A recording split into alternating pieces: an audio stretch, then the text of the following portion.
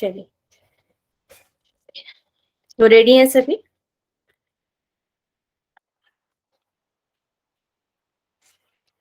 Yes ma'am.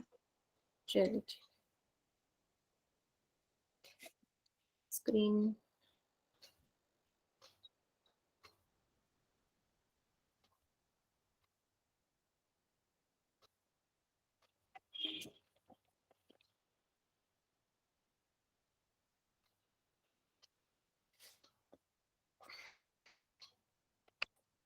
तो आज हम हठ योग के जो हमारे ग्रंथ हैं, हमारे 8 ग्रंथ हमारे सिलेबस में हैं, उन 8 ग्रंथों का हम कंपैरेटिव स्टडी करेंगे आज।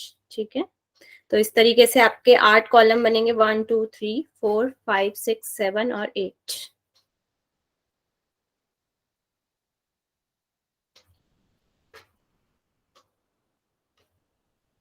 तो सबसे पहले हमारे जो हठ ग्रंथ हो गया आपका हठ योग प्रदीपिका, हठ रत्नावली और आपका गोरख संहिता, शिव संहिता, घरेन संहिता, टेक्स्ट का क्यों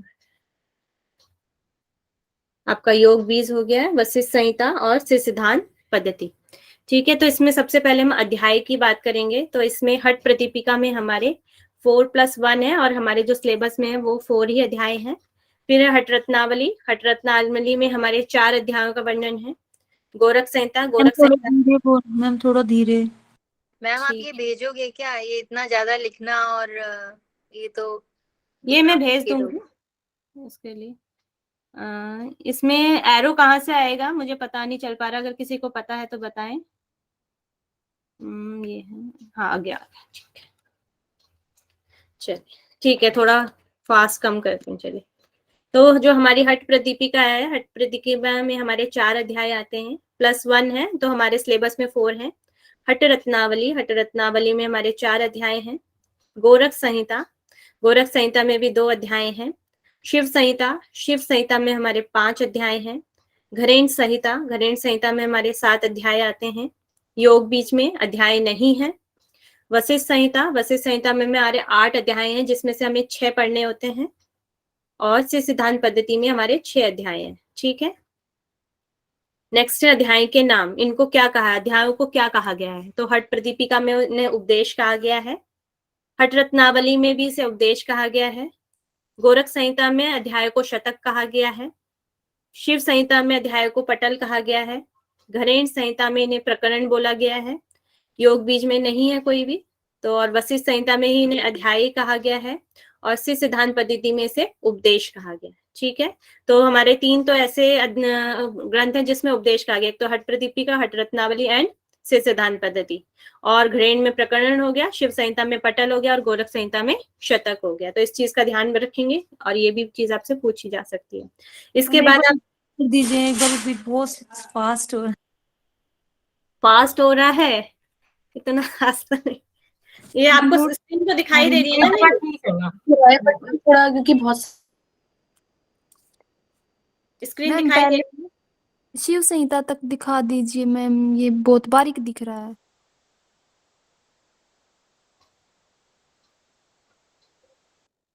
मैम शेयर करोगे ना आप पीडीएफ?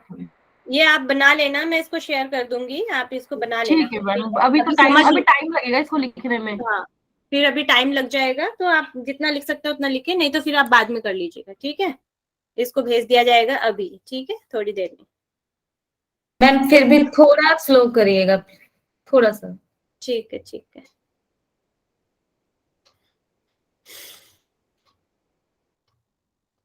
नेक्स्ट हम करते हैं श्लोक की संख्या। श्लोक की संख्या कितनी है?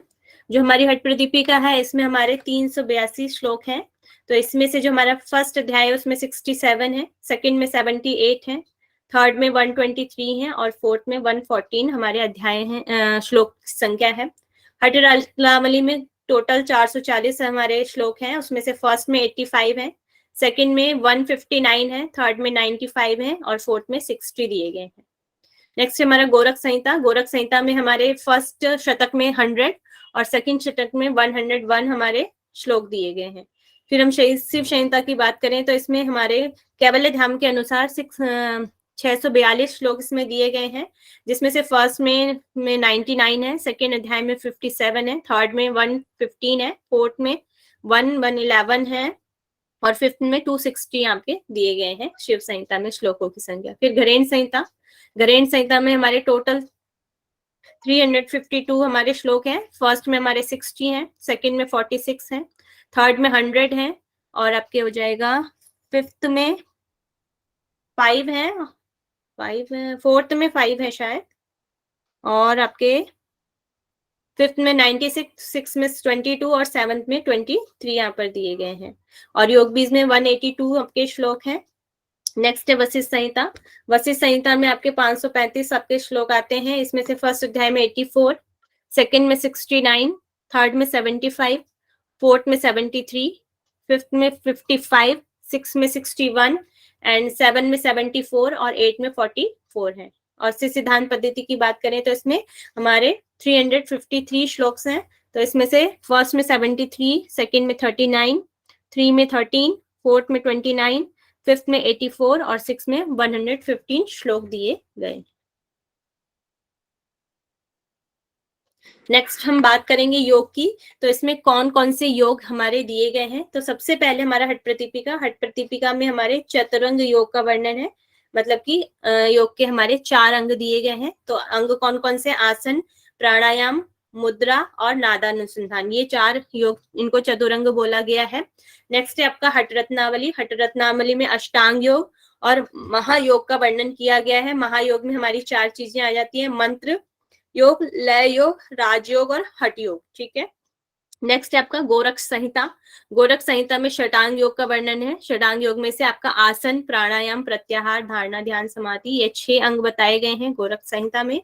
नेक्स्ट है आपका शिव संहिता। शिव संहिता में योग के 4 प्रकार बताए गए, मंत्र, हट, लय और राज, ये 4 प्रकार के योगों का वर्णन यहाँ पर है। घरेण संहिता में सप्तांग योग का वर्णन है, जिसमें से षटक्रम, आसन, मुद्रा, प्रत्याहार, प्राणायाम, ध्यान एंड समाधि, ये 7 प्रकार के सप्तांग योग कहा गया है इन्हें। नेक्स्ट है आपका योग बीज। योग बीज में महायोग का ही वर्णन है। तो महायोग हमारे हठ रत्नावली में भी दिया गया है और योग बीज में ही क्या है, कहा गया है। तो मंत्र, लय, हट, राज बताया गया है। और योग बीज में हमें साथ में ज्ञान योग और कर्म योग भी मिलता है। नेक्स्ट है आपका वशिष्ठ संहिता। वशिष्ठ संहिता में अष्टांग योग है और सिद्धांत पद्धति में भी हमारा अष्टांग योग है। नेक्स्ट आपका यम नियम के बारे में हम पढ़ेंगे अब। तो जो हठयोग प्रदीपिका है, हठयोग प्रदीपा में कहा गया है यमों में श्रेष्ठ मिताहार है और नियमों में श्रेष्ठ अहिंसा आपका बताया गया है। ऐसा ही सेम वर्णन हमें योग तत्व उपनिषद में भी मिलता है। वहां पर भी यम को श्रेष्ठ कहा गया, मिताहार को श्रेष्ठ कहा गया और अहिंसा को श्रेष्ठ कहा, नियम में अहिंसा को श्रेष्ठ कहा गया है। नेक्स्ट हठ रत्नावली। हठ रत्नावली में यम नियम की जगह 14 कायिक नियम और 14 मानस नियम दिए गए हैं। ठीक है। और शिव संहिता। शिव संहिता में नियम के बारे में 7 चीजें दी गई हैं कि धृति, क्षमा, तप, शौच, बुद्धि, लज्जा और गुरु सेवा के लिए यहाँ पर कहा गया है। ठीक है। प्रदीपिका में तो 10 नियम बताए गए हैं। कहाँ पर बताए गए हैं? वहां पे श्रेष्ठता बताई गई है, आपको नियम बताए नहीं गए हैं। सूत्र के नीचे वो लिखा रहता है ना, वो लाइनिंग तो करके सूत्र में लिखा है, आपके सूत्र में लिखा है। सर ने जो पीडीएफ यहाँ ग्रुप में एक पीडीएफ आया था, उसमें भी 10 नियम ऐसे लिखा था। पीडीएफ दिया गया है, वो बताने के लिए दिया गया है, मगर वहां पे केवल श्रेष्ठता बताई गई है कि नियमों में ये श्रेष्ठ है और यमों में ये श्रेष्ठ है। वहां पर पूरे डिटेल नहीं दी गई है। डिटेल आपको वशिष्ठ संहिता में मिलेगी, त्रिशिको ब्राह्मण उपनिषद में मिलेगी। ठीक है। उस पीडीएफ में तो ये 10 नियम और 10 यम लिखे हुए थे, तो क्या बस इतना ही बता देंगे कि आप जो टेक्स्ट में लिखा है उसको लर्न करें। ठीक है। ठीक है। वशिष्ठ संहिता। वशिष्ठ संहिता में आपके 10 यम दिए गए हैं और 10 नियम बताए गए हैं। ठीक है। अब हम सिद्धांत पद्धति की बात करेंगे। तो इसमें कल हमने यम के बारे में पढ़ा था, उपशम, सर्व इंद्रिय जय, आहार, निद्रा, शीत, वात और आतप को यहाँ विजय को यहाँ पर बताया गया है यम का। नियम का यहाँ पर मैं ऐड नहीं कर पाई, आप जाके ऐड कर लेना। ठीक है। ये हो गया आपके यम और नियम हो गए हैं। ठीक है। सबको समझ में आ रहा है ना? एक बार मैम हम तो नोट कर रहे हैं, ऊपर वाले नोट मत करो, आप अभी समझ लो अच्छे से, फिर उसके बाद मैं ये पीडीएफ आपको भेज दूंगी, उसमें से देख के आप इसको कर लेना आराम से। ठीक है। फिर है हट प्रदीपिका। हट मैम प्रदीपिका में मैम ये वशिष्ठ संहिता में आपने 10 के साथ में क्या लिखा हुआ है ये? ये त्रिशिको ब्राह्मण उपनिषद है। ओके ऐसा ही वर्णन हमें त्रिशिको ब्राह्मण उपनिषद में भी मिलता है, यम नियम का। ठीक है, दोनों का, यम नियम का, दोनों का ना सेम? हाँ 10-10 बताए गए हैं और वहाँ पे। मैम ये साइड से कट रहा है थोड़ा, जो ये उपशम वगैरह है उसके बाद। इतना ही है ये यम दिया गया है जो आपके सिद्धांत पद्धति में कल हमने यम पढ़े थे ना। उपशम, सर्व इंद्रिय जय, आहार, निद्रा, शीत, वात, आतप पर विजय, ये सारी चीजें बताई गई यम में। आप यहाँ पर नियम का भी ऐड कर लीजिएगा। नियम का मैंने यहाँ पे ऐड नहीं किया, वहां पे निसंगता, वैराग्य, आपकी 5-6 चीजें दी गई हैं नियम में। ठीक है, फिर नेक्स्ट मैम आपका संहिता में आसन। ये 5th चैप्टर में 5 श्लोक है ना, प्रत्याहार आपका वाले? ये सेकंड चैप्टर में आपके अष्टांग योग दिया गया सिद्धांत पद्धति का। ठीक है, सेकंड चैप्टर में। मैम घेरण संहिता का पूछ रही हूँ मैं, ये क्या फोर्थ पूछ रहे हैं? चैप्टर में, फोर्थ प्रकरण में 100 श्लोक है क्या? अभी इतना मुझे लर्न नहीं है, आप देख लेना जाके आप। ठीक है, नेक्स्ट है आपका आसन। आसन में आप करेंगे हठ योग प्रदीपिका में आपके 15 आसन है। 15 में से भी आपके 4 श्रेष्ठ आसन यहाँ पर बताए गए हैं। नेक्स्ट है हठ रत्नावली। हठ रत्नावली में 84 आसनों का वर्णन मिलता है। गोरख संहिता। गोरख संहिता में आपके 2 आसन का वर्णन मिलता है, जिसमें सिद्ध और पद्म आसन है, सिद्धासन एंड पद्मासन। और ऐसा ही वर्णन हमें योग चूड़ामणि में भी मिलता है आसनों का। ठीक है, नेक्स्ट है शिव संहिता। शिव संहिता में हमारे 4 आसन दिए गए हैं, जिसमें से सिद्धासन, पद्मासन, उग्रासन। उग्रासन को यहाँ पर पश्चिमोत्तानासन कहा जाता है, पश्चिमोत्तानासन को उग्रासन कहा जाता है। नेक्स्ट है स्वस्तिकासन। और सिद्धासन को यहाँ पर पवनाभ्यास मतलब कि प्राणायाम से भी श्रेष्ठ कहा गया है। ठीक है, पवनाभ्यास को। नेक्स्ट है आपका घृण संहिता। घृण संहिता में 32 आसनों का वर्णन हमें मिलता है। योग बीज। योग बीज में 1 आसन है वज्रासन, और ये इसको सिद्धासन कहा जाता है, वज्रासन को ही। और नाद बिंदु में ही हमें इसका वर्णन मिलता है। नाद बिंदु में भी केवल एक ही आसन का वर्णन है, वह है वज्रासन या सिद्धासन। ठीक है, नेक्स्ट आपका वशिष्ठ संहिता। वशिष्ठ संहिता में आपके 10 आसनों का वर्णन मिलता है। नेक्स्ट है आपका लास्ट सिद्धांत पद्धति। इसमें 3 आसनों का वर्णन है, स्वस्तिकासन, पद्मासन और सिद्धासन। ये आसन वाले में जो आपने शिव संहिता में जो रेड पेन से लिखा है वो क्या है?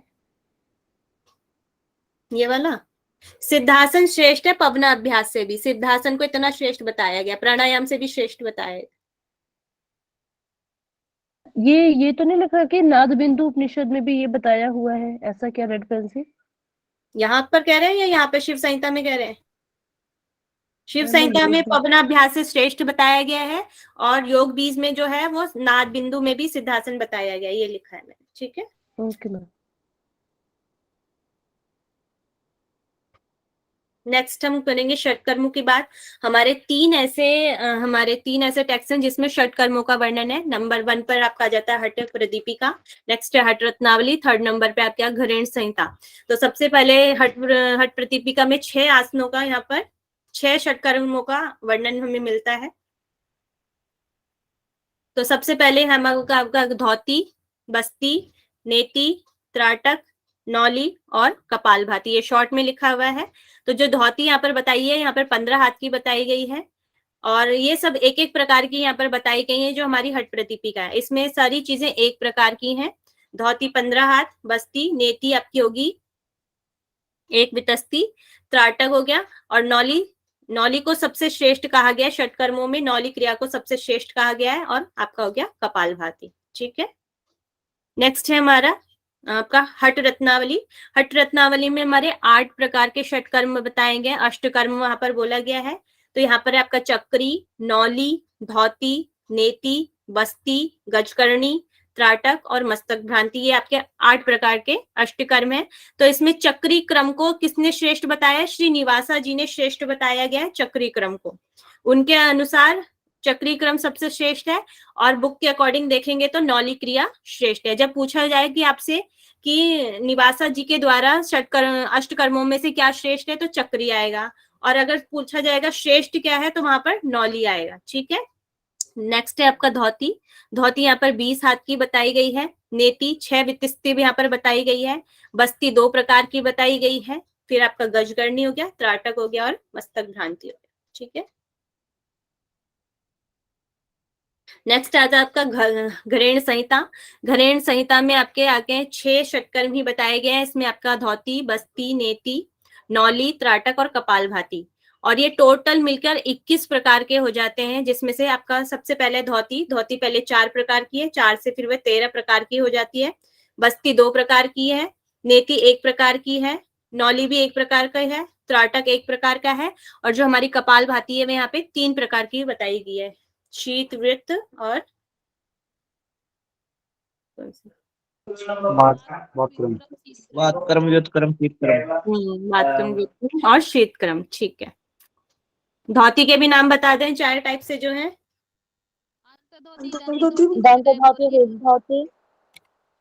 मूल शोधनम, मूल शोधन। मूल शोधन। ठीक है, तो ये आपके हो गए षटकर्म। नेक्स्ट हम पढ़ेंगे प्राणायाम और नाड़ी। मैम उसमें नौली भी तीन चार तरह की बताई गई है, मध्य, लेफ्ट राइट और मध्य, ब्रह्मर, ऐसे कुछ बताया गया है।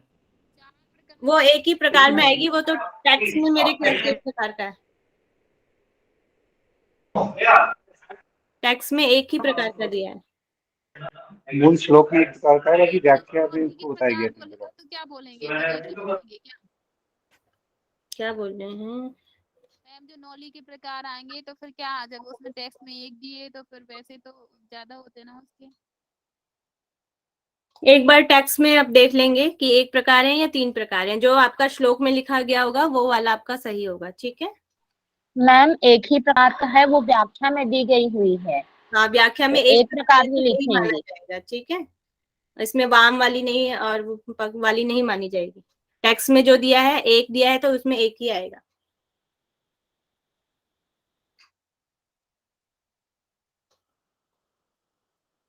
नेक्स्ट हम प्राणायाम या नाड़ी शोधन की बात करेंगे। तो सबसे पहले आपका आ गया हट प्रदीपिका। हट प्रदीपिका में जो आपका नाड़ी शोधन करने के लिए बोला गया है, तो इसको करना कैसे है, पद्मासन में करना है और प्रतिदिन सात्विक बुद्धि से करना है। एक बार में 20 बार और दिन में 4 बार करने के लिए कहा गया है। ठीक है, और ये शुद्ध कब कितने टाइम में हो जाती है? 3 मास में ये शुद्ध हो जाती है, 3 महीने में ये शुद्ध हो जाती है। जो निम्न साधक होता है उसको पसीना आता है, जो मध्यम साधक होता है उसे कंपन होता है, जो उत्तम साधक होता है उसे प्राण ब्रह्मरंध्र में चला जाता है। नेक्स्ट है आपका सिंह, हाथी और बाघ की तरह इसको वश में लेके आना चाहिए। किसको? प्राण को वश में लेकर आना चाहिए। मेद और श्लेष्मा है तो उससे पहले आपको षटकर्म यहाँ पर करने के लिए कहा गया, नाड़ी शोधन करने से पहले षटकर्म करने के लिए यहाँ पर कहा गया है। और यहाँ पर हम कुंभकों की बात करें तो यहाँ पर 8 प्रकार के कुंभक दिए गए हैं हमारे हट प्रदीपिका में। सबसे पहले आ गया सूर्यभेदी, उज्जाई, शीतली, शीतकारी, भस्त्रिका, भ्रामरी, मूर्छा और पलावनी। ये आपके 8 प्रकार के कुंभक हो गए।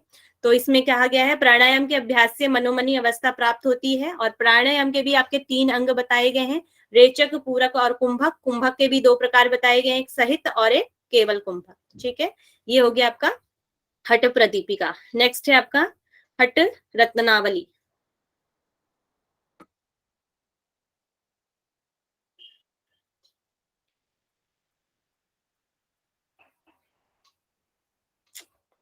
मैम अगर ये टाइपिंग होता तो कितना अच्छे से समझ आता।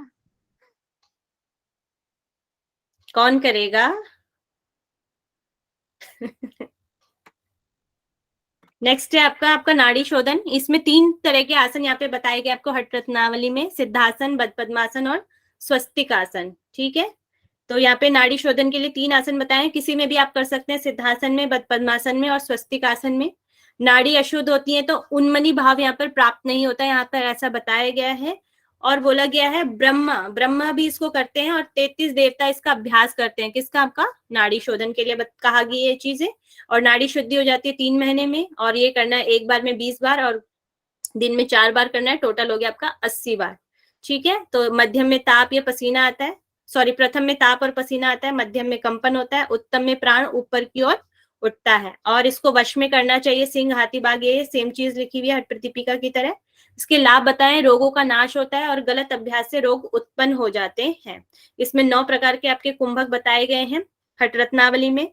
सूर्यभेदी, उज्जाई, शीतली, शीतकारी। शीतकारी यहाँ पर 80 बार करने के लिए कहा गया है।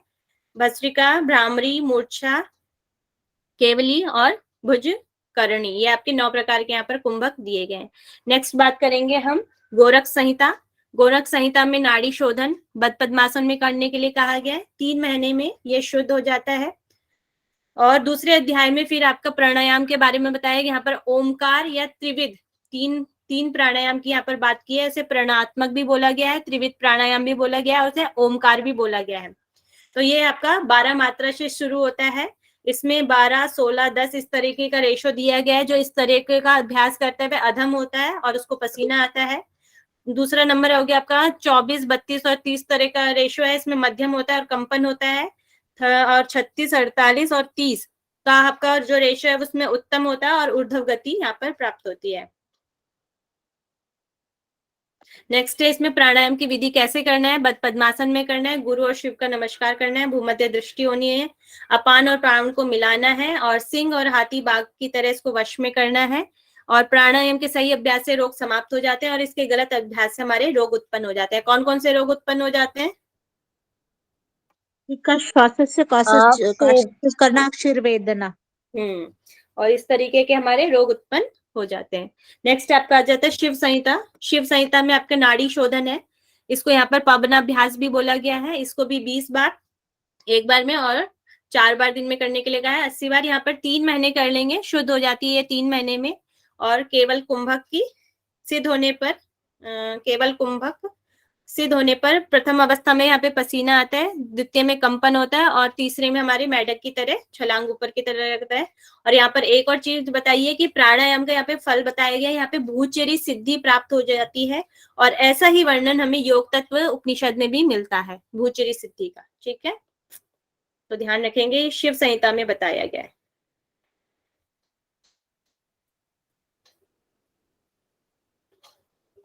नेक्स्ट है आपका घरेण संहिता। घरेण संहिता में प्राणायाम से पूर्व के लिए कुछ चीजें बताई गई हैं। तो सबसे पहले आपका स्थान हो गया, फिर समय हो गया, फिर मिताहार बताया गया, फिर नाड़ी शोधन बताया गया है। फिर योगाभ्यास को प्रारंभ कब करना है, वसंत ऋतु में और शरद ऋतु में करने के लिए बोला गया है। फिर आसन कैसा होना चाहिए आपका, स्थान सबसे पहले कुश को रखना है। सेकंड नंबर पे आपका मृग चर्म, सिंह चर्म या कंबल होना चाहिए। थर्ड पे आपका ये है पूर्व या उत्तर की तरफ आपका मुख होना चाहिए, आपकी बैठने की स्थिति होगी है। फिर यहाँ पे नाड़ी शोधन बताया गया है 2 प्रकार का, एक समनु और निर्मनु। जो समनु होता है वह बीज मंत्र के साथ होता है और जो निर्मनु है वो मंत्र रहित होता है। यहाँ पे प्राणायाम की बात करें तो 8 प्रकार के यहाँ पे प्राणायाम बताए गए हैं।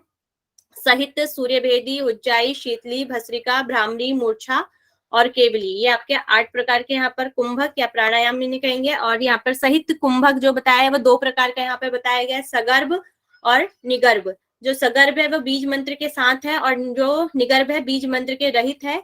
और रेचक पूरक कुंभक ये निगर्भ को यहाँ पर 100 मात्रा के लिए बताया गया कि 100 बार करना है इसे। ठीक है, नेक्स्ट आपका आ जाता है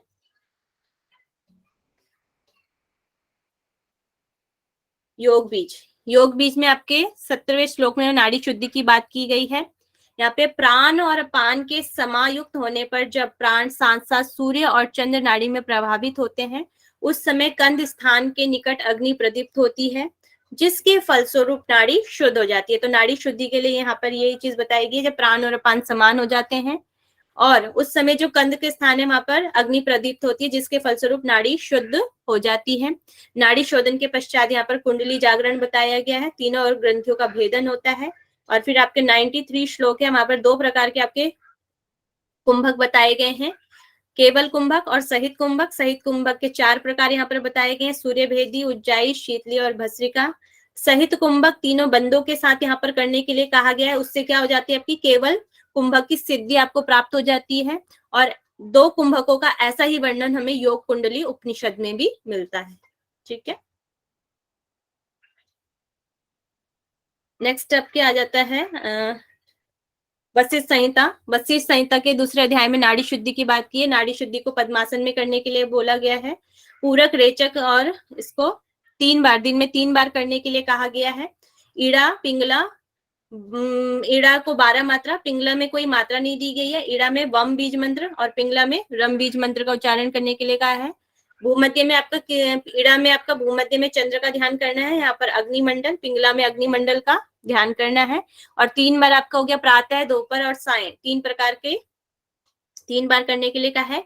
एक दिन में 36 बार करने के लिए बोला गया है। और ये नाड़ी शुद्धि कब हो जाती है आपकी 3 से 4 वर्ष में या 3 से 4 महीने, वहां पर 2 समय वहां पर दिए गए हैं, इन दोनों समय में होता है। नेक्स्ट आपका तीसरा अध्याय, इसमें ओमकार प्राणायाम की बात की गई है, अ उ और म। तो इसमें यहाँ पे देवी भी दी गई है इनकी। तो पूरक में आपकी 16 मात्रा, यहाँ पर जो वर्ण है वो लाल है, यहाँ पर हंस है और यहाँ पे गायत्री देवी है, उनका जो दंड है यहाँ पर, और वह 16 वर्ष की यहाँ पर बताई गई है। जो आपका ऊ है, ऊ में आपका कुंभक होता है, 64 यहाँ पे मात्रा उसकी दी गई है, शुक्ल दिया गया है, यहाँ पर वाहन गरुड़ है और देवी लक्ष्मी है, यहाँ पर चक्र बताया गया उनका अस्त्र, और 30 वर्ष की वे बताई गई है। नेक्स्ट है मकार, मकार में रेचक और 32 मात्रा और वर्ण यहाँ पर शुक्लांडी दिया गया है, वाहन इसका वृषभ दिया गया है, देवी सावित्री बताई गई है, अस्त्र शूल बताया गया और आयु 50 वर्ष की यहाँ पर बताई गई है। और ओमकार प्राणायाम को प्रतिदिन 16 बार करना है। और इसको यहाँ पर अधम की जगह यहाँ पर कनिष्ठ बोला गया है, कनिष्ठ में पसीना आता है, मध्यम में कंपन होता है और उत्तम में ऊर्ध्व गति हो जाती है। और नेक्स्ट है आपका सिर सिद्धांत पद्धति। सिर सिद्धांत पद्धति में प्राणों को स्थिर करने ही प्राणायाम यहाँ पर कहलाता है। यहाँ पे 4 प्रकार के प्राणायाम बताए गए हैं, रेचक, पूरक, कुंभक और संगठन, ये 4 प्रकार यहाँ पर बताए गए हैं। ठीक है, फास्ट तो नहीं हो रहा है ना मैम? बहुत फास्ट हो रहा है। बहुत फास्ट हो रहा है, मगर ये हो नहीं पाएगा, अभी 6 पेज यहाँ पर दिए गए हैं, कैसे करेंगे फिर आप? मैम ये जो नाम है ना, ये बार बार बोल दीजिए कौन से ग्रंथ का है, वो मिक्सअप हो जाता है नहीं तो, क्योंकि वो तो दिख मैं नहीं रहा ना। हाँ, बार बार बोल दीजिए उसको।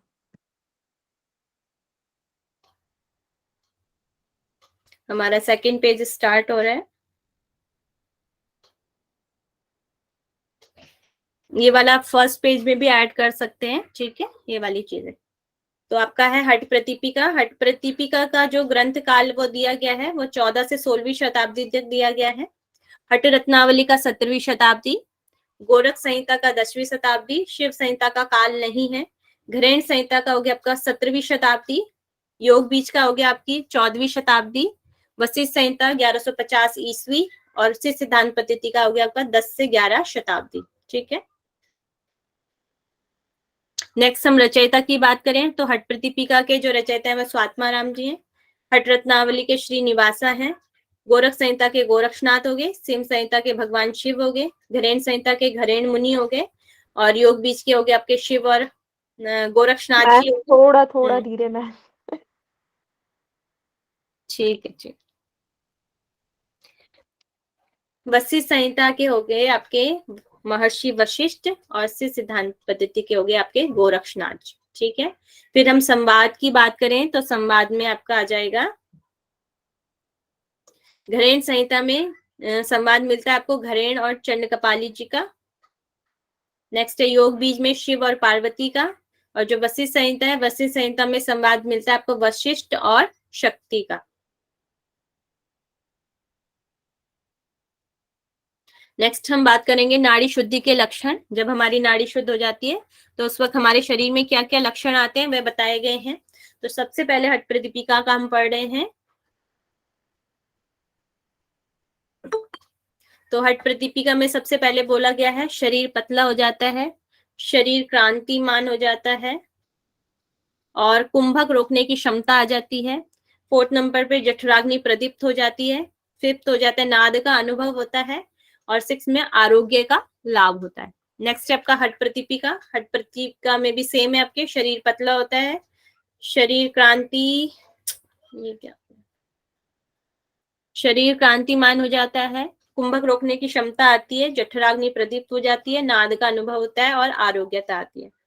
नेक्स्ट हम बात करेंगे गोरख संहिता की। गोरख संहिता में नाड़ी शुद्धि होती है तो उसमें क्या होता है, अलग अलग वाद्य यंत्रों की ध्वनि और नाद सुनाई देते हैं नाड़ी शुद्धि के पश्चात। नेक्स्ट है आपका सिम संहिता। सिम संहिता में नाड़ी शुद्धि के लिए सुडौल काया हो जाती है, सुगंध वासा हो जाती है, सुंदर क्रांति होती है, स्वर सधा हुआ हो जाता है, आरंभ अवस्था का परिचय यहाँ पर होता है। अब सब रोगों में निष्पत्ति हो जाती, सब योगों में निष्पत्ति हो जाती है। ठीक है,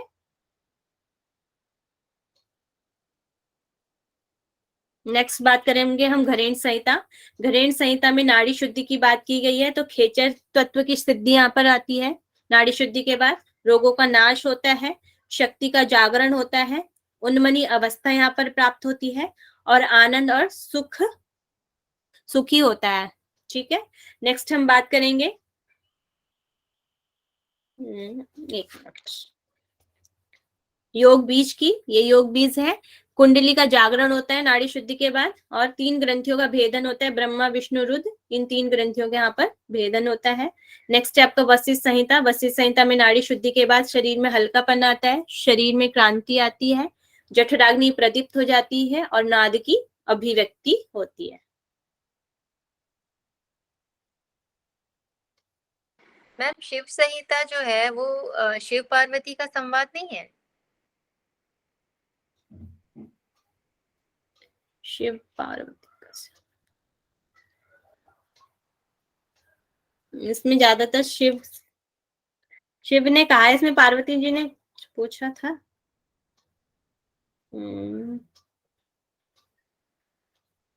योग बीज में है ना वो? योग बीज में है शिव संहिता का संवाद। इसमें शिव बोल रहे हैं मगर उसमें संवाद का तो नहीं मिलता है, उसमें तो बता रहे हैं ना। योग मैम बीज शिव और पार्वती का संवाद भी लिखा है मेरे इसमें तो।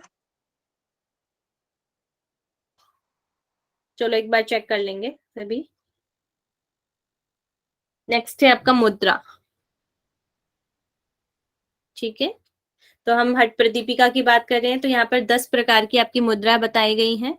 नेक्स्ट है सबसे पहले आपकी महामुद्रा, सेकंड नंबर पे महाबंध, थर्ड नंबर पे महावेद, फोर्थ नंबर पे खेचरी, उड़ियान बंद, 6 नंबर पे मूलबंद, 7th पर जालंधर बंद, 8th पर विपरीत करनी, 9th पे वज्रौली, और 10th पर है शक्ति चालनी। इनको सीक्वेंस में भी आपको लर्न करना है कि क्या सीक्वेंस दिया गया है। ठीक है, नेक्स्ट है आपका हट रत्नावली। हट रत्नावली में महामुद्रा, महाबंध, महावेद, उड़ियान, मूलबंध, जालंधर बंद, विपरीत करनी, वज्रौली, शक्ति चालन और खेचरी। ठीक है, नेक्स्ट हमारा है गोरख संहिता। गोरख संहिता में हमारी 5 + 2 टोटल 7 मुद्राएं बताई गई हैं। पहले अध्याय में 5 मुद्राएं और दूसरे अध्याय में 2 मुद्राएं बताई गई हैं। तो सबसे पहले आपकी होगी महामुद्रा, नभो मुद्रा, खेचरी मुद्रा को यहाँ नभो मुद्रा कहा गया है। नेक्स्ट है उड़ियान बंद, 4th है मूल बंद, और 5th है आपका जालंधर बंद। नेक्स्ट सेकंड में अब बात करेंगे मुद्राओं की, तो विपरीत करनी मुद्रा और काकी मुद्रा की बात की गई है। नेक्स्ट आपका आ जाता है शिव संहिता। शिव संहिता में टोटल 11 प्रकार की आपकी मुद्राएं बताई गई हैं। तो सबसे पहले आपकी आ जाती है इसमें महामुद्रा, महाबंध, महावेद, खेचरी, जालंधर बंद, मूल बंद, विपरीत करनी, उड़ियान, वज्रौली और शक्ति चालनी मुद्रा। ये 10 प्रकार की होगी। एक और मुद्रा इसमें बताई गई है, इसे योनि मुद्रा यहाँ पर किया गया है, और इसको सर्वश्रेष्ठ मुद्रा यहाँ पर बताया गया है, योनि मुद्रा को। ठीक है, नेक्स्ट हम बात करेंगे घरेण संहिता की। घरेण संहिता में टोटल 25 मुद्राएं यहाँ पर बताई गई हैं। 16 इसमें मुद्रा है, 4 इसमें बंद है, और 5 यहाँ पर धारणाएं बताई गई हैं। ठीक है, नेक्स्ट है आपका योग बीज। योग बीज में 3 बंदों का हमें वर्णन मिलता है, मूल बंद, उड़ियान बंद और जालंधर बंद। ठीक है, और 2 टैक्स हैं, वशिष्ठ संहिता और सिद्धांत पद्धति, इसमें हमें मुद्राओं का वर्णन नहीं मिलता है। नेक्स्ट है आपका प्रत्याहार। प्रत्याहार का वर्णन हमें हमारे हट रत्नावली और हट प्रदीपिका में नहीं मिलता है। नेक्स्ट आपका आ जाता है ये वाला गोरख संहिता। गोरख संहिता में यहाँ पर आपका इंद्रियों को अपने विषयों से हटा लेना, यहाँ पर प्रत्याहार बताया गया है। चंद्रमा सूर्य को ग्रसता है, उसे हटाकर स्वयं अमृत धारा को ग्रस लेना ही यहाँ पर प्रत्याहार बताया गया। इंद्रियों को अपने विषय से हटा लेना और अमृत धारा को ग्रस लेना ही यहाँ पर प्रत्याहार बताया गया। प्रत्याहार का फल भी बताया गया। मानसिक विकार यहाँ पर हट जाते हैं। शिव संहिता में प्रत्याहार का वर्णन नहीं है। नेक्स्ट आ जाता है आपका घरेण संहिता। घरेण संहिता में 6 प्रकार के प्रत्याहार यहाँ पर बताए गए हैं। काम, चंचलता, पुरस्कार, तिरस्कार, सुनने में सुखद, सुनने में अरुचिकर।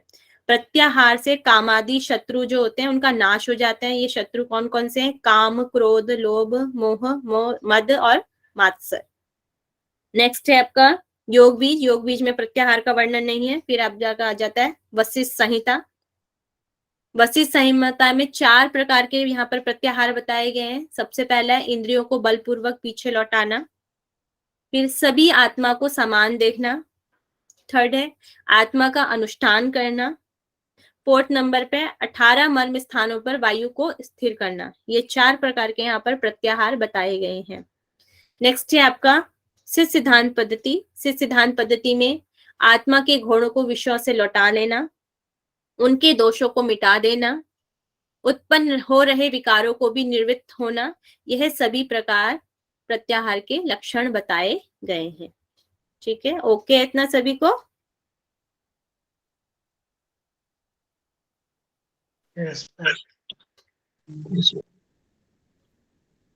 नेक्स्ट है आपका धारणा। यहाँ पर आपका हट प्रदीपिका हट रत्नावली में धारणा का वर्णन नहीं है, तो आप आ जाते हैं गोरख संहिता। गोरख संहिता में पंच धारणाएं बताई गई हैं, 5 प्रकार की धारणाएं हैं। यहाँ पर इनका समय 5 घटी यहाँ पर दिया गया है। एक घटी में कितना समय होता है? 24 मिनट। 24 मिनट। 20 मिनट। तो यहाँ पर 5 घटी तक यहाँ पर आपको करने के लिए कहा गया है। 1 मिनट। यहाँ पर 5 प्रकार की आपकी धारणा है, पृथ्वी, जल, अग्नि, वायु और आकाश। तो सबसे पृथ्वी तत्व में लम बीज मंत्र का उच्चारण है यहाँ पर, जल में वम का, और अग्नि का में रम का, वायु में यम का, और आकाश में हम का। ये आपके यहाँ पे बीज मंत्र भी दिए गए हैं। यहाँ पर आपका कलर भी दिया गया है। सबसे पहले पृथ्वी में हरतल है, जल में शुभ्र वर्ण है, अग्नि में लाल रंग का है, वायु में ग्रे कलर का है, और आकाश में जल के समान यहाँ पर कहा गया है। ये इसके कलर हैं। यहाँ पर इनके देवता दिए गए हैं। आपके पृथ्वी के ब्रह्मा, विष्णु, अग्नि के रुद्र हो गए, वायु के ईश्वर हो गए, और आपके आकाश के सदाशिव हो गए। ठीक है, नेक्स्ट हम बात करते हैं शिव संहिता की। शिव संहिता में यहाँ पे 6 स्थान पर धारणा करने के लिए कहा गया है। समय यहाँ पर 5 घटी दिया गया है। तृतीय पटल में इसका वर्णन मिलता है। सबसे पहले आ जाता है आपका लिंग। लिंग का स्थान मूलाधार है। गुदा का स्थान स्वादिष्ठान यहाँ पर बताया गया है। नाभि हो गया आपका मणिपुर। ये थोड़ा रॉन्ग हो गया, मुझे लगता है गुदा पहले आ जाएगा, गुदा का मूलाधार हो जाएगा, लिंग का आपका स्वादिष्ठान हो जाएगा। इसको करेक्ट कर लेंगे। नाभि का यहाँ पे मणिपुर हो जाएगा। आपका हृदय है, हृदय में अनाहत आ जाएगा। कंठ में आपका विशुद्धि हो जाएगा, और भूमध्य जो होगा आपका आज्ञा चक्र में आ जाएगा। नेक्स्ट है आपकी पंच धारणाएं। अब है घरेण संहिता। घरेण संहिता में भी आपकी 5 प्रकार की धारणाएं बताई गई हैं। समय यहाँ पर 5 घटी बताया गया है। सबसे हो गया आपका पार्थवी, आभासी, आग्नेय, वायवी और आकाशी। तो इसमें बीज मंत्र भी दिए गए हैं, लम, वम, रम, यम और हम। और यहाँ पर कलर बताए गए हैं। सबसे पहले पृथ्वी में पीला, जैसे ही हमारे यहाँ पर बताए गए थे आपके गोरख संहिता में, वैसे ही यहाँ पर कलर दिया गया है। ठीक है, यहाँ पर सफेद हो गया, और यहाँ पर लाल कलर हो गया आग्नेय में, वायु में ग्रे कलर हो गया, और आकाश में नीला कलर हो गया। यहाँ पर इनके कोण भी बताए गए हैं। पृथ्वी में 4 कोण वाली बताई गई है। जो आभासी है, आभासी को यहाँ पे 6 कोण वाला बताया गया है। और त्रिभुज जो आग्नेय है, वहां पे यहाँ पे त्रिभुज को बताया गया है, त्रिभुज के आकार का। ठीक है, नेक्स्ट आपका योग बीज में हमने इसका वर्णन नहीं मिलता। फिर आपका आ जाता है पंच धारणाएं वशिष्ठ संहिता में। वशिष्ठ संहिता में भी 5 घटी तक इसका अभ्यास करना है। इसमें क्या है, पृथ्वी, जल, तेजस, वायु और आकाश कहा गया है। पृथ्वी पांव से लेकर जानु तक, मतलब नी तक कहा गया है। जल को जानु से मूलाधार तक कहा गया है। तेजस को मूलाधार से हृदय तक कहा गया है। वायु को हृदय से भूमध्य तक कहा गया है, और आकाश को भूमध्य से ब्रह्मरंध्र तक कहा गया है। नेक्स्ट आपका सिद्ध सिद्धांत पद्धति आ जाता है। सिद्ध सिद्धांत पद्धति में धारणा के बारे में क्या कहा गया है वो देख लेते हैं। आत्मा बाहर और अंदर एक ही, इस स्वरूप को अंतःकरण में स्थापित करना, एक तो धारणा कहा गया है। सेकंड में कहा गया चित्त के अभाव को आत्मा में अनुभव करना, जो चित्त में जो भाव है उसको आत्मा में अनुभव करना है। थर्ड आपका है वायु रहित स्थान में दीपक की लौ की तरह इसको पूर्ण स्थित करना है। ये 3 चीजें इसमें बताई गई हैं धारणा में। ठीक है,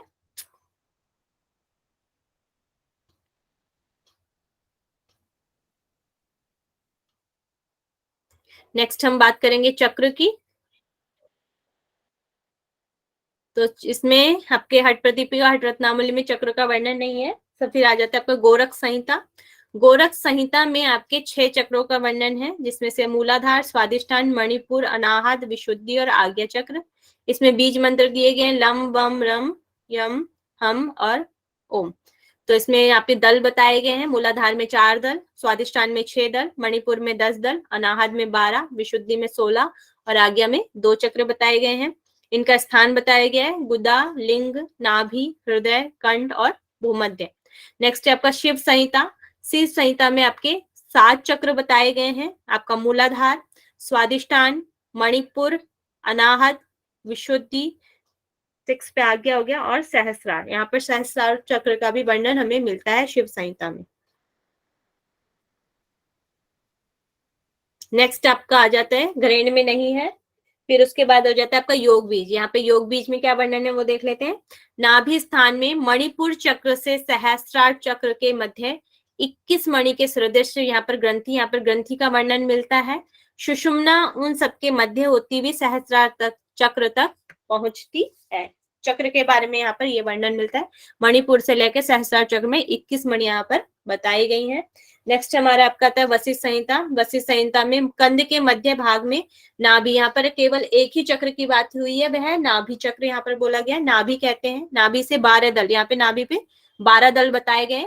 12 दल वाले चक्र का प्रादुर्भाव होता है और उसके कारण ही देह की स्थिति यहाँ पर बताई गई है। नेक्स्ट है आपका योग सिद्ध सिद्धांत पद्धति। सिद्ध सिद्धांत पद्धति में आपके 9 चक्र बताए गए हैं, जिसमें से सबसे पहले ब्रह्मचक्र, जो मूलाधार चक्र है उसको ही यहाँ पर ब्रह्मचक्र बोला गया है। फिर स्वादिष्ठान हो गया, फिर आपका नाभि हो गया, फिर अनाहत हो गया, 5th नंबर पे कंठ हो गया, 6 पर आपका तालु हो गया, 7th पे आपका भूचक्र हो गया, 8th पे आपका निर्वाण हो गया और 9th पे आपका आकाश हो गया। ठीक है, ये 9 चक्र हो गए सिद्ध सिद्धांत पद्धति में। और ऐसे ही 9 चक्रों का वर्णन हमें मिलता है योगराज उपनिषद में। ठीक है, आवाज आ रही है ना मेरी? हाँ मैम। बहुत ज्यादा फास्ट हो रहा है क्या? स्लो करना है थोड़ा? ठीक है, नहीं मैम ठीक है।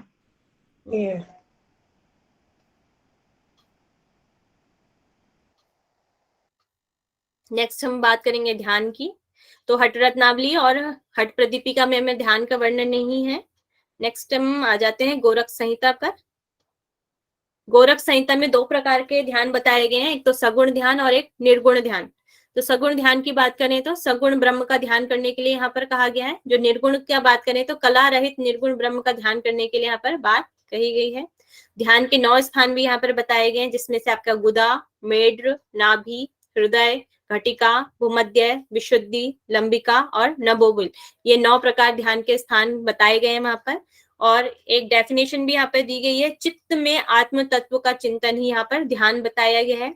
उसका फल भी दिया गया है, चैतन्य शक्ति और अष्ट सिद्धियां हमें मिलती हैं ध्यान के अभ्यास से। ठीक है, ये आपके हो गया गोरख संहिता। नेक्स्ट है आपका शिव संहिता। शिव संहिता में ध्यान के स्थान बताए गए कुछ। कंठकूप, कंठकूप पे ध्यान करने से शुद्धा पिपासा रहित हो जाता है। फिर आपका कूर्म नाड़ी, कूर्म नाड़ी में चित्त में आध्यात्मिक स्थिरता होती है चित्त में ध्यान करने से। ठीक है, और फिर नेक्स्ट है आपका थर्ड, सिर कपाल प्रदेश पर ध्यान करने से इसका फल क्या हो जाता है? पाप समूह नष्ट हो जाते हैं और सिद्धों का दर्शन होता है। नासाग्र, 4th नंबर पे आपका नासाग्र, यहाँ पर फल क्या हो जाता है? मन स्थिर हो जाता है और खेचरी की शुद्धि आपको प्राप्त होती है नासाग्र पर ध्यान करने से। नेक्स्ट है आपका 5th, सिर के पृष्ठ भाग पर ध्यान करने से मृत्यु पर विजय और दृष्टि आपकी स्थिर हो जाती है। ठीक है, नेक्स्ट हम करेंगे घरेण संहिता। घरेण संहिता में 3 प्रकार के ध्यान बताए गए हैं, स्थूल, ज्योति और सूक्ष्म।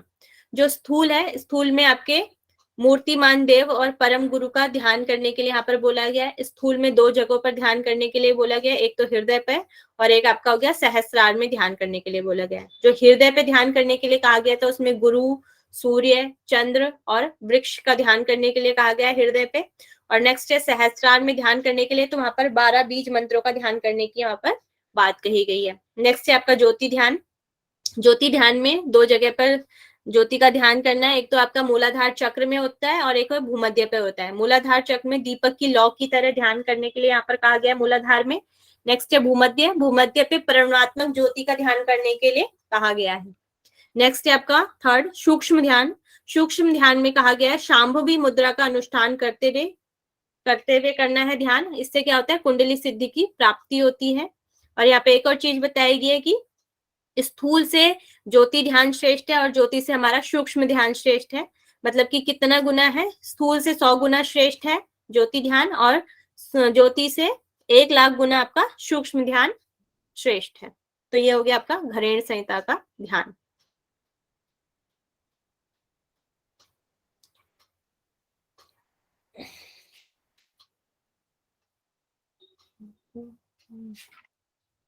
नेक्स्ट आपका आ जाता है, योग बीज में नहीं है आपका, नेक्स्ट आ जाता है वशिष्ठ संहिता।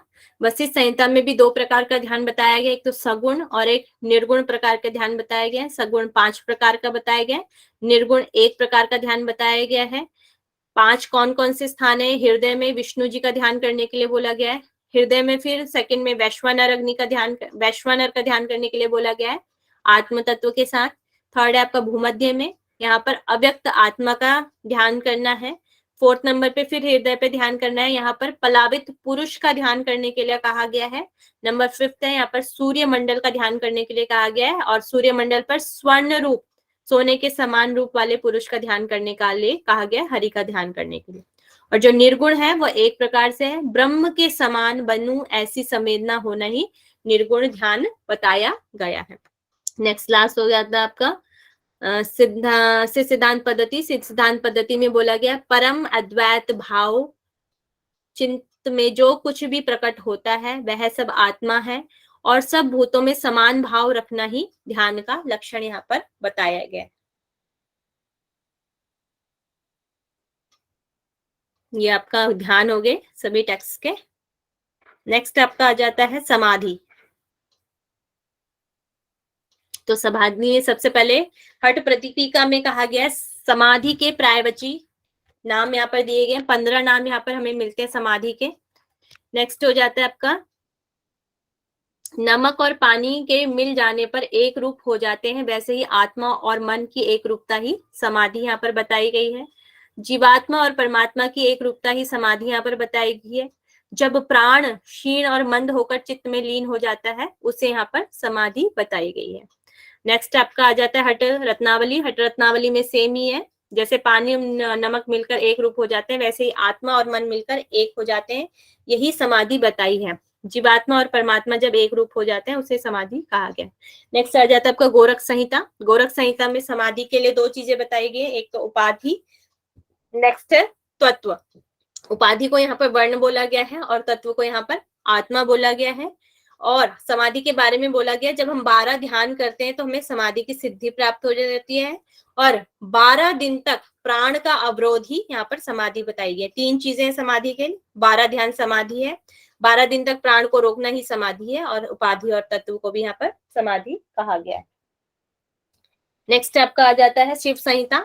शिव संहिता में समाधि की बहुत सारी चीजें बताई गई हैं, उसमें से कुछ यहाँ पे दी गई है। कुल नामक जो परमेश्वर है जब चित्त में लीन हो जाता है उसे यहाँ पर समाधि कहा गया है। निरंतर ध्यान से जगत जब विस्मरण हो जाता है तो उसको भी समाधि कहा गया है, और कुंडली शक्ति की जो प्राप्ति होती है उसको भी यहाँ पर समाधि कहा गया है। तो ये हो गया आपका शिव संहिता का। नेक्स्ट है घरेण संहिता। घरेण संहिता में 6 प्रकार की यहाँ पर समाधि बताई गई है, ध्यान योग, नाद योग, रसानंद योग, लय सिद्धि योग, भक्ति योग और राजयोग। जो आपका ध्यान योग है, ध्यान योग से आपकी शांभवी मुद्रा से आपका ध्यान योग होता है, और आपका भ्रामरी से नाद योग, खेचरी मुद्रा से रसानंद योग, योनि मुद्रा से लय सिद्धि योग, भक्ति से आपका हो जाएगा भक्ति योग, और मनोमूर्छा से हो जाएगा आपका राजयोग। ये तो 6 प्रकार की आपकी समाधियां होगी।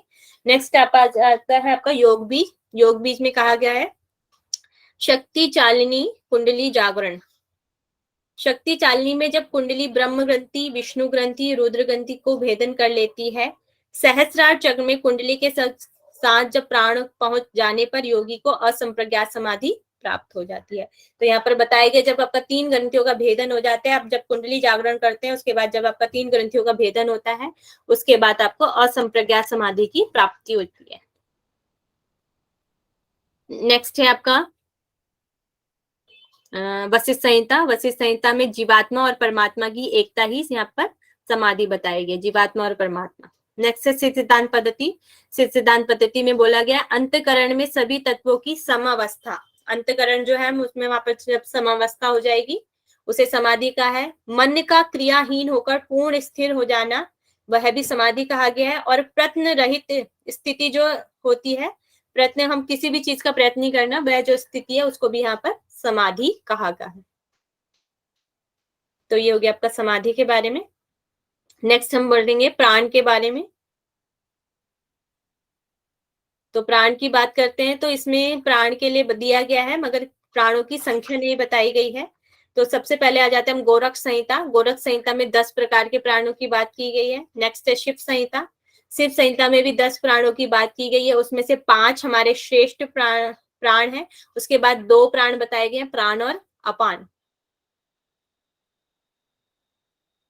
नेक्स्ट है आपका घरेण संहिता। घरेण संहिता में सूर्य भेदी के यहाँ पे आपका प्राणों की हमें वर्णन मिलता है। वहां पे भी 10 प्रकार के प्राण हमें बताए गए हैं, प्राण, अपान, समान, व्यान, उदान।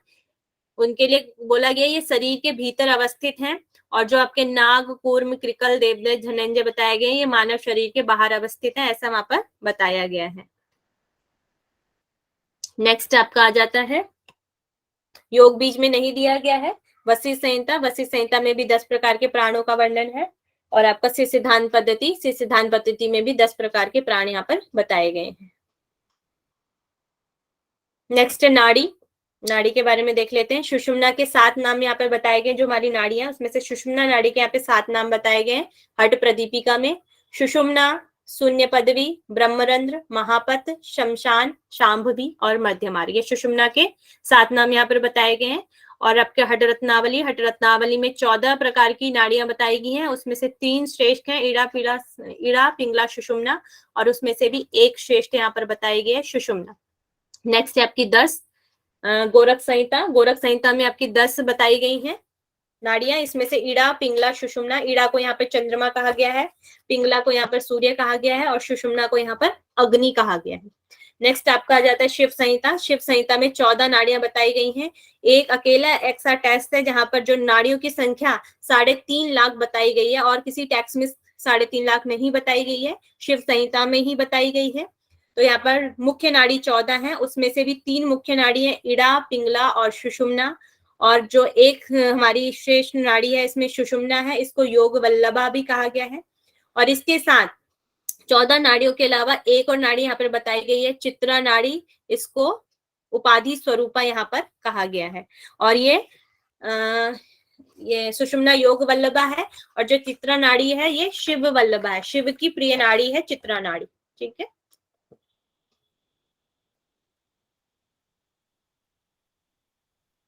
नेक्स्ट हम बात करेंगे घरेण संहिता में हमें नाड़ियों का वर्णन नहीं मिलता। नेक्स्ट आ जाता है आपका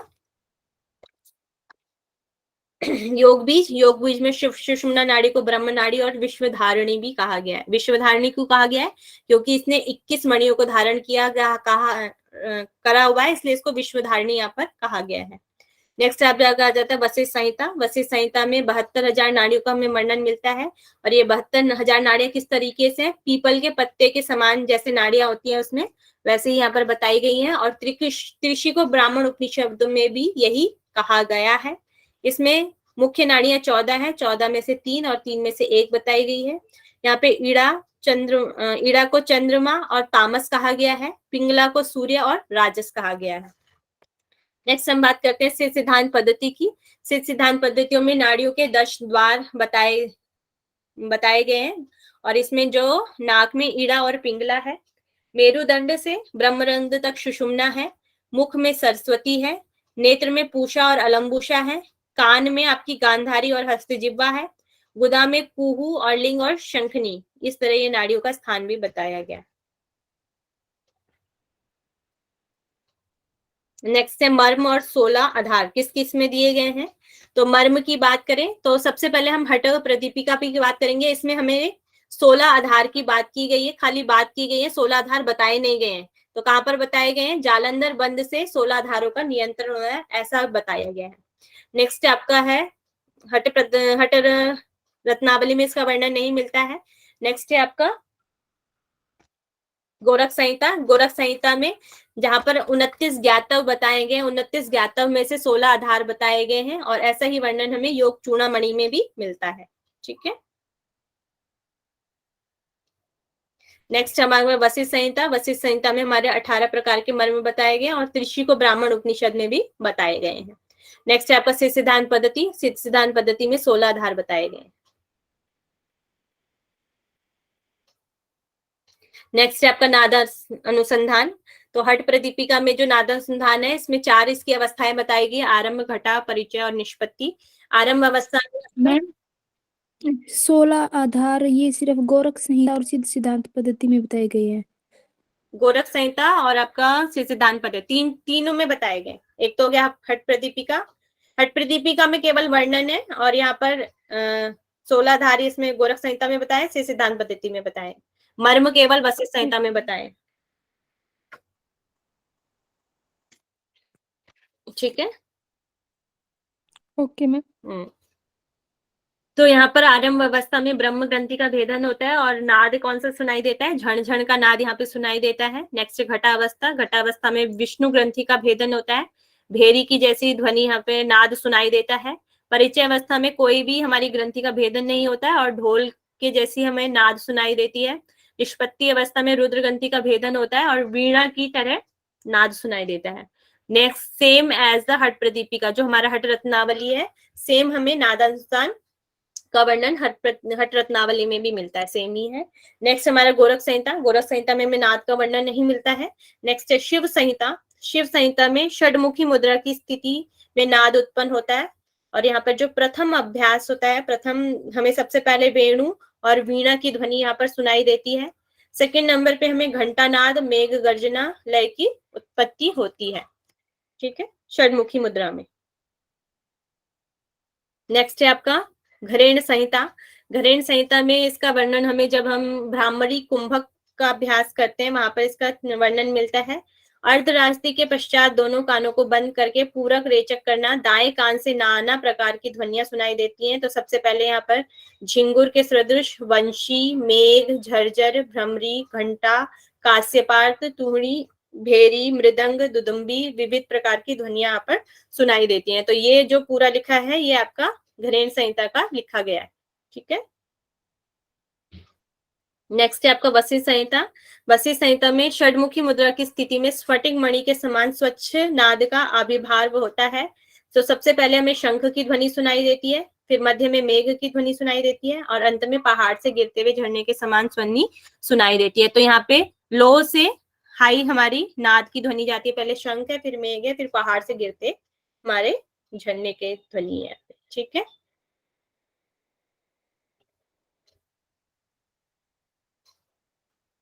आज ही करा दे, कोई दिक्कत तो नहीं है ना? जी कोई नहीं दिक्कत। यस मैम, करा दो।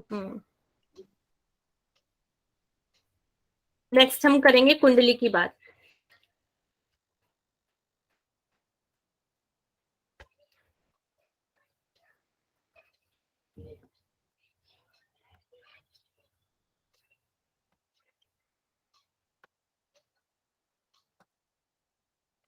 तो सबसे जो हमारे हट प्रदीपिका है इसमें कुंडली बताई गई, 3.5 लपेटे यहाँ पर बताई गई है। इसका स्थान क्या बताया गया? कंध के ऊपरी भाग को यहाँ पर बताया गया है। और इसका दूसरा नाम, कौन कौन से कुंडली के नाम क्या है? यहाँ पे बालरंडा है, तपस्वनी है और फणावती, यहाँ पे कुंडली के नाम ये बताए गए हैं। और यहाँ पर शक्ति चालिनी जो मुद्रा है इसके भी 7 नाम पे यहाँ पे नाम बताए गए हैं। कुटलांगनी, कुंडलिनी, भुजंग, ये इसके ही नाम दिए गए हैं, कुंडली के ही नाम है ये। ठीक है, और कुटलांगनी, कुंडली, भुजंगी, शक्ति, ईश्वरी, कुंडली और अनुरंती, ये आपके कुंडली के नाम दिए गए। 7 नाम यहाँ पर बताए गए हैं और भी इनको बालरंडा, तपस्विनी और फणावती भी कहा गया है। समय यहाँ पर प्रातः और साय करने के लिए बोला गया है और करना कब है? 3 घंटे तक इसका अभ्यास करना है, मतलब कि आधा पहर यहाँ पर बोला गया है। कंध का स्थान यहाँ पर बताया गया है, ऊंचाई उसकी 1 वित्तस्ता और लंबाई, चौड़ाई, मोटाई 3 इंच बताई गई है। कोमल सफेद लिपटे वस्त्र के समान यहाँ पर बताया गया है और इसको करना कैसा है? सिद्धासन प्लस भस्त्रिका में करने के लिए कहा गया है कुंडली को। ठीक है, शक्ति चालनी क्या कह रहे हैं मैम? ये प्रदीपिका में जो होगा ना शक्ति चालिनी, कुंडलिनी के नीचे वो क्या है? आपकी वॉइस क्लियर नहीं आ रही, क्या कहना चाह रहे हैं आप?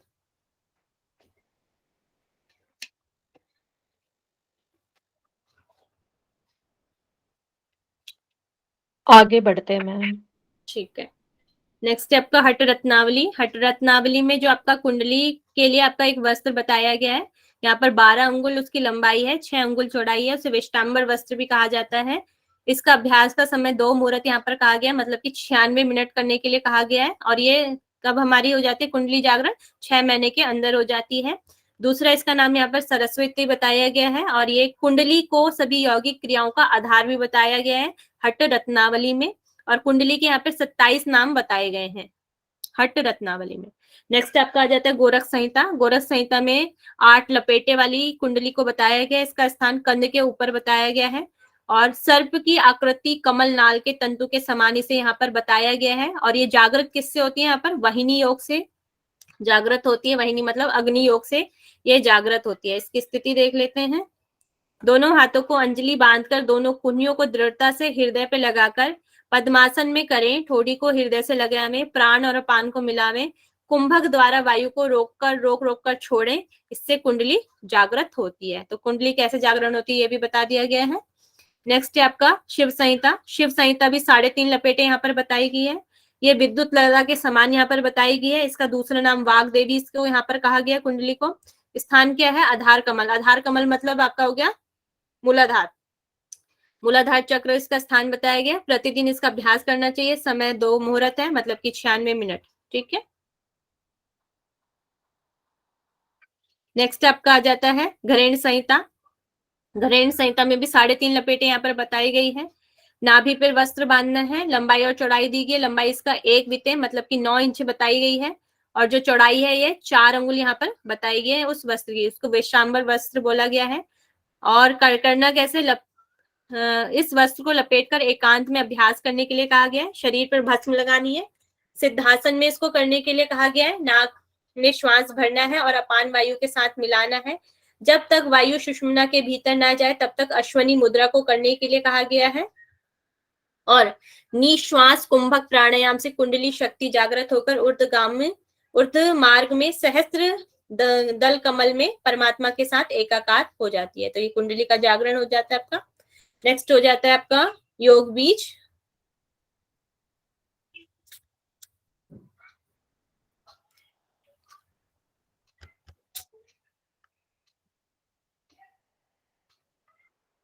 योग बीज में क्या बताया गया है? मूलाधार से ऊपर और कंध के नीचे पेड़ों के पीछे भाग वाले स्थान में कुंडली का स्थान बताया गया है।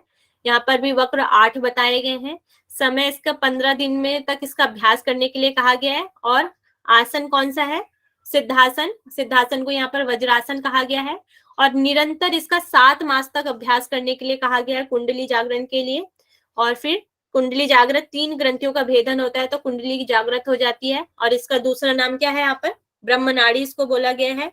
और इससे लाभ क्या आ जाते हैं? कुंडली के जागरण से ऋजु भाव आता है और असंप्रज्ञात समाधि प्राप्त हो जाती है कुंडली के जागरण से। नेक्स्ट है आपका वशिष्ठ संहिता। वशिष्ठ संहिता में 8 प्रकृति वाली बोली गई है। यहाँ पे अ से लेकर श तक इसमें बीजाक्षर बताए गए हैं। ये जागृत किससे होती है? अपान वायु के द्वारा अग्नि तत्व के साथ जगती है, मतलब जो आपका हो जाता है वाहिनी योग। वाहिनी योग से ये जागृत होती है और सुषुम्ना मार्ग से प्रभावित होती है। नेक्स्ट आपका सिद्धांत पद्धति। कल ही हमने पढ़ा था, 2 प्रकार की यहाँ पर बताई गई है, प्रबुद्धा और अप्रबुद्धा। प्रबुद्धा जो होती है जागृत होती है, अप्रबुद्धा जो होती है वो सोई भी होती है। तो यहाँ पर 3 कुंडली की 3 शक्तियां भी बताई गई हैं गुण व कार्य के आधार पर, अध शक्ति, मध्यमा शक्ति और ऊर्ध्व शक्ति। और कुंडली को यहाँ पर मध्यमा शक्ति भी कहा गया है। तो ये हो गया आपका कुंडली का वर्णन। वशिष्ठ संहिता में ये ए से एक श तक कितने अक्षर हैं टोटल? टोटल अक्षर नहीं बताए, बस बीजाक्षर बताए गए अ से लेकर अक्षर तक, संख्या नहीं बताई गई है। ठीक है, पूरी वर्णमाला बताई गई है, आ से अंग और क से श तक पूरा ही बताया उसने, मतलब वर्णमाला तो आपका ज्ञ तक आता है ना? नहीं मैम, त्रा श ज्ञानी ऐसे होगा ना, तो श्र तक बनाया है। 2 पैटर्न बताए गए।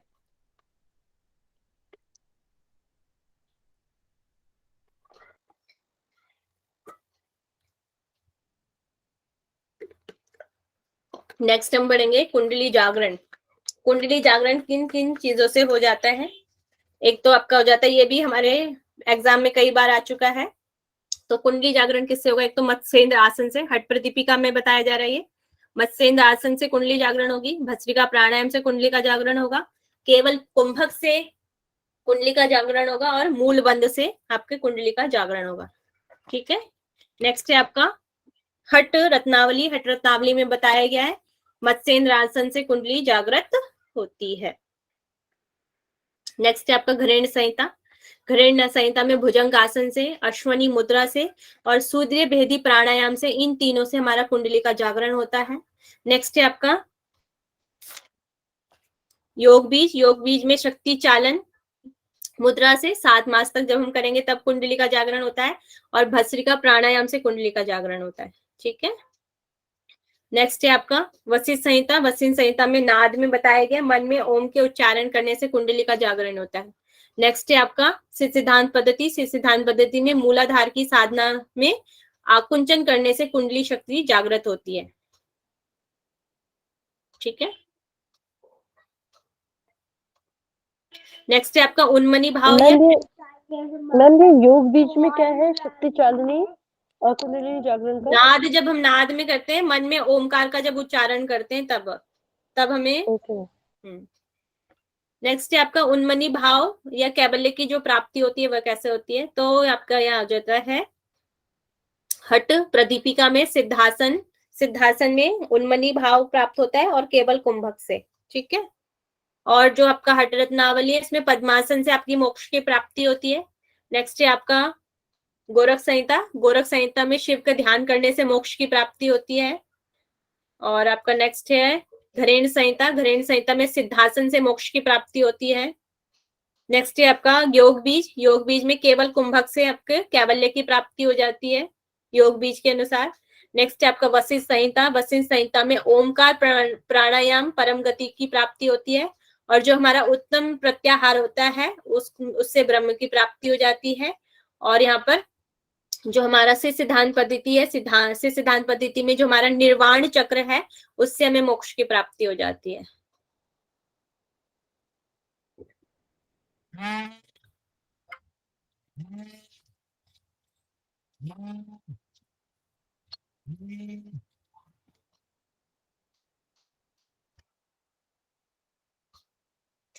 नेक्स्ट है आपका, आवाज आ रही है मेरी? आ रही मैम, बहुत अच्छी। नेक्स्ट है आपका वलित और पलित रोग, झुर्रियां और बाल पकना। तो वे किसके द्वारा होते हैं? तो सबसे पहले आप जाता है आपका हट प्रदीपिका। हट प्रदीपिका में महावेद और विपरीत करनी मुद्रा के द्वारा वलित पलित रोग दूर हो जाते हैं। नेक्स्ट है हट रत्नावली। हट रत्नावली में विपरीत करनी मुद्रा के द्वारा हमारे वलित और पलित रोग दूर हो जाते हैं। क्वेश्चन बन सकता है यहाँ से। नेक्स्ट है आपका घरेण संहिता। घरेण संहिता में मांडू की जो मुद्रा है उससे वलित और पलित रोग दूर हो जाते हैं। ठीक है, नेक्स्ट है विष को कौन कौन आसन दूर करते हैं? विष किस किस से दूर हो जाता है? तो एक तो है मयूरासन से, महामुद्रा से, शीतली से, शीतली प्राणायाम से, खेचरी मुद्रा से। इन सभी चीजों से विष दूर करता है हट प्रदीपिका में।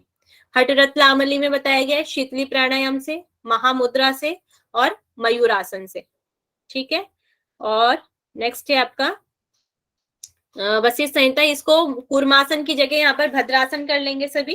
ये भद्रासन है, कूर्मासन नहीं है। ठीक है, भद्रासन से विष का दूर होता है, विष दूर होता है।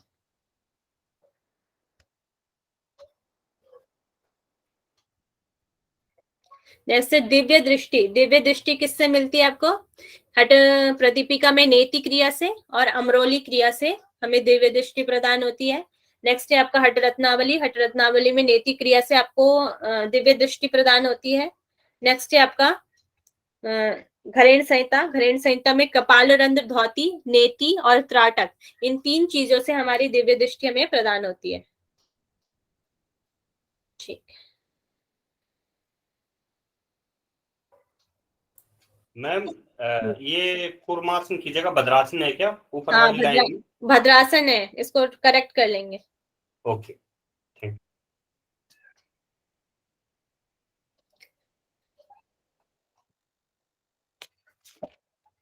नेक्स्ट है आपका साधक तत्व। हट प्रदीपिका में आपके 6 साधक तत्व बताए गए हैं। उत्साह, साहस, धैर्य, तत्वगान, निश्चयात, जंग, संग, परित्याग। ये 6 प्रकार के साधक तत्व बताए गए हैं। हठ रत्नावली में हमारे 12 प्रकार के बताए गए हैं जो हमारे साधक तत्व हैं। उत्साह, निश्चय, धैर्य, तत्वगान, बिंदु स्थिरता, मिताहार, जनसंग त्याग, निद्रा त्याग, श्वास पे नियंत्रण, आसन स्थिरता, आलस्य त्याग, आचार्य एवं गुरु की कृपा। तो हमें साधक और बाधक तत्व केवल हमारे 2 टेक्स्ट में ही मिलते हैं, हमें हठ रत्नावली और हठ प्रदीपिका में। और हम बाधक तत्व की बात करें तो दोनों में सेम है, हठ रत्नावली में भी और हठ प्रदीपिका में भी।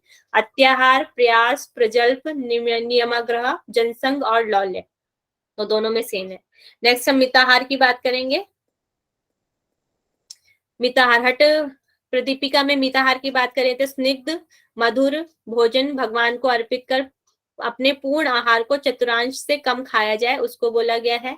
ऐसा ही हमें वर्णन हठ रत्नावली में बोला गया है। पेट के 1/4 भाग को खाली छोड़ना चाहिए शिव को अर्पित भोजन करने के लिए, यहाँ पर कहा गया है। नेक्स्ट आपका आ जाता है घरेण संहिता। घरेण संहिता में क्या बोला गया मिताहार के बारे में? शुद्ध, समुद्र, स्निग्ध, सुरस भोजन को प्रीति पूर्वक आधा पेट करना चाहिए। तो इसमें 1/4 जल हो जाएगा, 1/4 वायु और आधा स्थान 2/4 भाग अन्न का हो जाएगा। नेक्स्ट है आपका वशिष्ठ संहिता। वशिष्ठ संहिता में मिताहार के लिए या भोजन के लिए क्या बताया गया है? सन्यासियों के लिए 8 ग्रास यहाँ पर बताया गया है। वानप्रस्थों के लिए 16 ग्रास यहाँ पर बताया गया है। ग्रस्तों के लिए 32 ग्रास यहाँ पर बताया गया है। ब्रह्मचारियों के लिए आवश्यकता अनुसार यहाँ पर बताया गया है। अन्य लोगों के लिए पूर्ण आहार से कम भोजन करने के लिए यहाँ पर कहा गया है।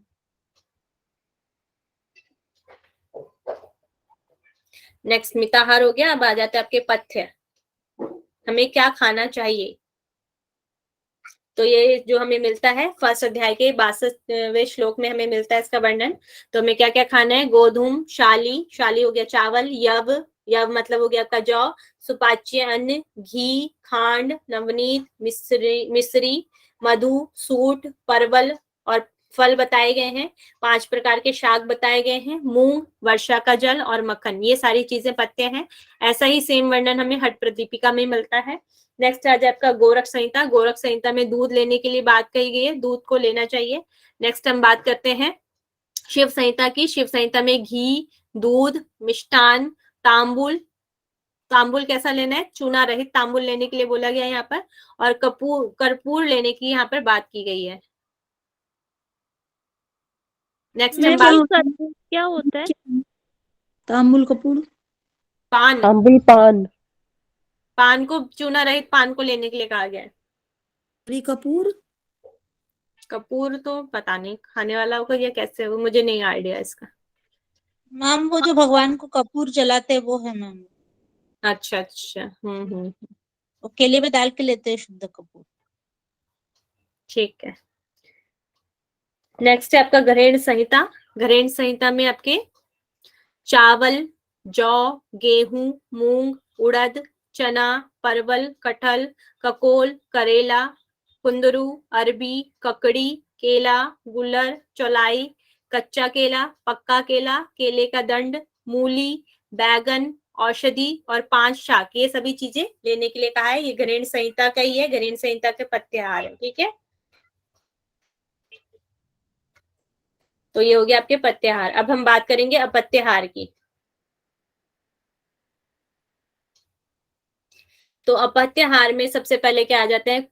कटु, अम्ल, तीक्ष्ण, नमकीन, उष्ण, हरी शाक, सवीर, तेल, तिल, सरसों, मद, मछली, आजादी मांस, दही, छाछ, कुलथ, कोल, पिनाक, हींग, लहसुन और फिर से गर्म किया हुआ भोजन, रूखा, नमक, खटाई और शाक युक्त भोजन को लेने के लिए यहाँ पर मना किया गया है। ऐसा ही वर्णन हमें सेम हठ प्रदीपिका का हठ रत्नावली में मिलता है। नेक्स्ट आ जाता है आपका गोरख संहिता। गोरख संहिता में लवण और अम्ल लेने के लिए मना किया गया है। और आपका शिव संहिता, शिव संहिता में बोला गया अम्ल, रूखा, तीक्ष्ण, नमक, सरसों और कटु ऐसा भोजन नहीं लेना है। प्रातः स्थान, तेल मर्दन, स्तय, अहिंसा, विद्वेष, अहंकार, अनार्जव, उपवास, असत्य, मोह और प्राणी पीड़ा, ये सब नहीं करने के लिए कहा गया है शिव संहिता में। नेक्स्ट बात करते हैं हम घरेण संहिता। घरेण संहिता में काफी है, दोनों जो हमारे ब्रैकेट है इन दोनों में ही कॉलम में हमारे घरेण संहिता का दिया है। कड़वा, अम्ल, लवण, तिक्त, भुना हुआ, दही, तख्त, शाक दंड, सुरा, सुरा मतलब मध्य यहाँ पे बोला गया है, ताल, छुआरा, पनस मतलब पका हुआ कटहल, कुलत, मसूर, पांडुर, पांडुर मतलब हो गया प्याज, कुमड़ा, पेठा से बोला गया, शाक दंड, तुम्बी मतलब घिया, कोल हो गया आपका बेर, कपित, कणक, बिल्ब, पलाश, कदम। और कदम दो दो बार हो गया मुझे लगता है, इसको करेक्ट कर लेंगे। जंबीर मतलब हो गया आपका नींबू, निम्ब, कुचल, लहसुन, विष, कमरख, प्रियाल, हींग, और आपका हो गया शाम्भली, और केमुक, गोभी, नवनीत, धृत, शीर, गुड़, शक्कर, 5 प्रकार के केले, नारियल, दाड़िम, सौंफ। ये सारी चीजें आपको नहीं लेनी है। कपित का मतलब क्या होता है? कपित किसका? कपित कपित लिखा ना।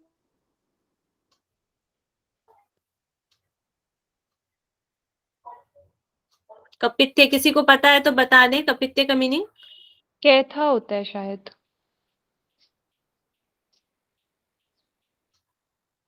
क्या था? और भी है इसमें, ये भी ऐड कर लेंगे। दाक्षा, दाक्षा हो गया आपका मुनक्का, नवनी, अम्ल रस और आंवला। ये 44 प्रकार के यहाँ पर बताए गए हैं आपके अपत्याहार। ठीक है,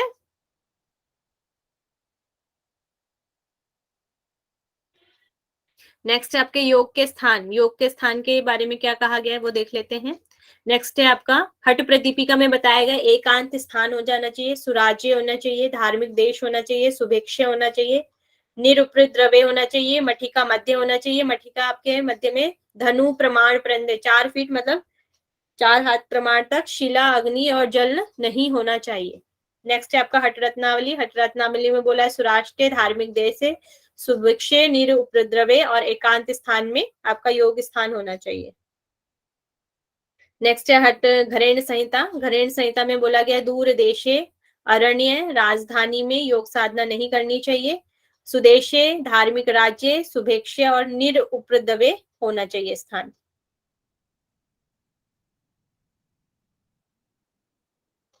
बात करते हैं वशिष्ठ संहिता की। वशिष्ठ संहिता में तपोवन में हमें योगा स्थान होना चाहिए जहाँ पे फल, मूल और जल से वह भरपूर होना चाहिए, मनोरम स्थान होना चाहिए, पवित्र स्थान होना चाहिए, नदी किनारे होना चाहिए, देवालय वहां पे होना चाहिए मतलब कि मंदिर, और सुंदर सुरक्षित मठ बना हुआ होना चाहिए। त्रिकाल स्थान यहाँ पर बात की गई है, त्रिकाल स्नान करके स्थिर होना है, मंत्रों का न्यास करना है, फिर विधि करके भस्म और कोमल आसन बिछाना है। कोमल आसन में आपके कुश और मृग चर्म बिछाने के लिए यहाँ पर कहा गया है। फल, मूल, जल से गणपति का पूजन करने के लिए यहाँ पर कहा गया, और शरीर की स्थिति आपकी पूर्वाभिमुख और उत्तराभिमुख होनी चाहिए। तो यहाँ पर जो वशिष्ठ संहिता में गणपति पूजन के लिए कहा गया है। नेक्स्ट आपका आ जाता है सिद्धांत पद्धति। यहाँ पर कैसा एकांत निवास होना चाहिए, योग्य शिक्षकों को ही योग की शिक्षा देनी यहाँ पर बताया गया है, संध्या काल में जप करना चाहिए, और भैरव देव की पूजा करने के लिए कहा गया है। तो इसका ध्यान रखेंगे, वशिष्ठ संहिता में गणपति का पूजन करने के लिए कहा गया है, और सिद्धांत पद्धति में भैरव देव का पूजन अर्चन करने के लिए कहा गया है।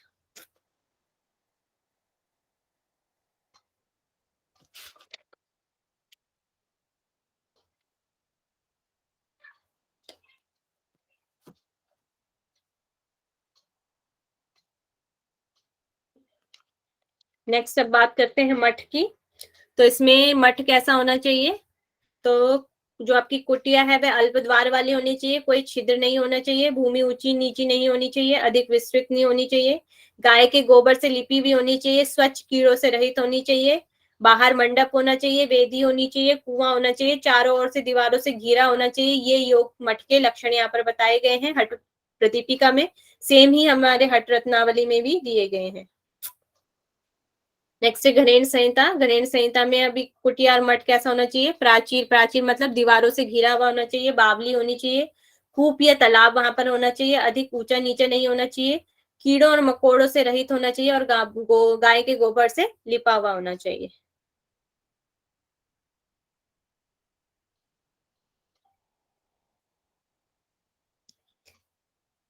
एंड लास्ट इसका हो गया आपका हट सिद्धि के लक्षण।